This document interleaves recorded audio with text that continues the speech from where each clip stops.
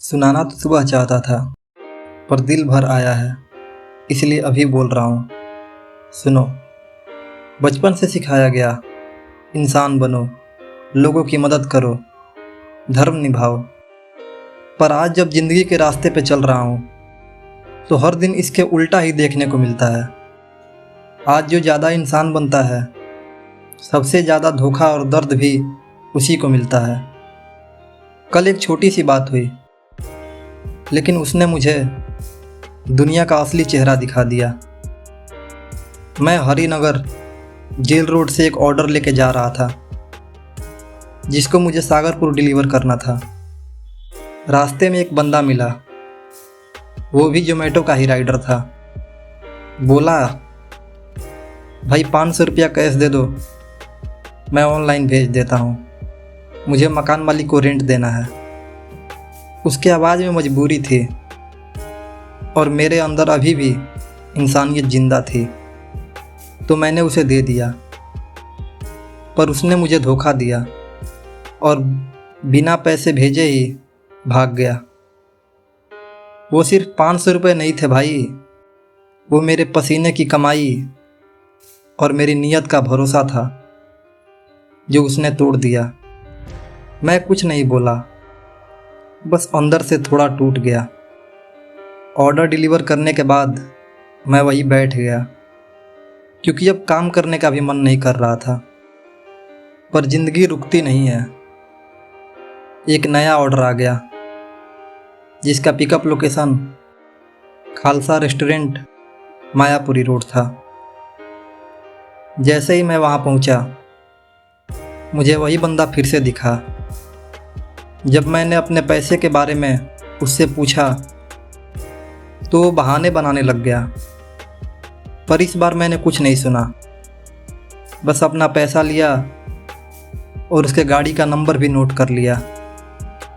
मेरे पैसे तो मुझे वापस मिल गए, पर जो भरोसा गया वो शायद अब कभी वापस नहीं आएगा। ये सिर्फ मेरी कहानी नहीं है, ये हर उस इंसान की कहानी है जो शहर में कोई सपना लेके आया, पर हर जगह उसे सिर्फ ठोकर खाने को ही मिला। मैं बिहार से दिल्ली पढ़ने के लिए आया हूँ। घर में थोड़ी पैसों की दिक्कत है, इसलिए पढ़ाई के साथ साथ काम भी करता हूँ।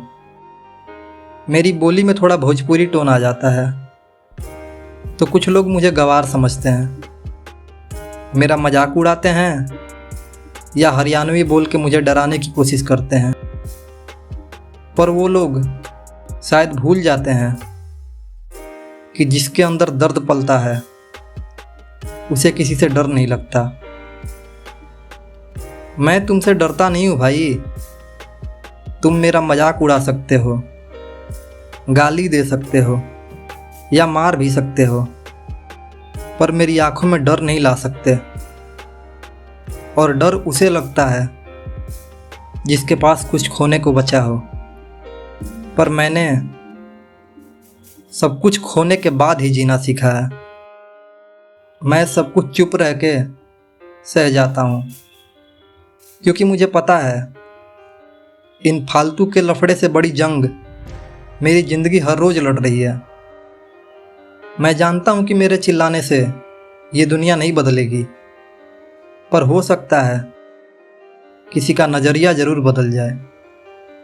आज राम के इस देश में रावण भी खुलेआम घूम रहे हैं, और हर तरफ झूठ, धोखा, नफरत और हिंसा फैला रहे हैं। और जो राम की तरह चुप और इंसानियत के रास्ते पर चल रहे हैं, लोग उन्हें कमज़ोर समझ रहे हैं। पर वो लोग शायद ये भूल गए हैं, जब राम चुप होते हैं तो वो मर्यादा होती है, पर जब बोलते हैं तो लंका भी जला के राख कर देते हैं। तो कान खोल के सुन लो दुनिया वालों, मैं अभी चुप हूँ, पर डरपोक नहीं। मैं एक तूफान के पहले का सन्नाटा हूँ। मैं किसी से नफरत नहीं करता, पर अब किसी से डरता भी नहीं हूँ।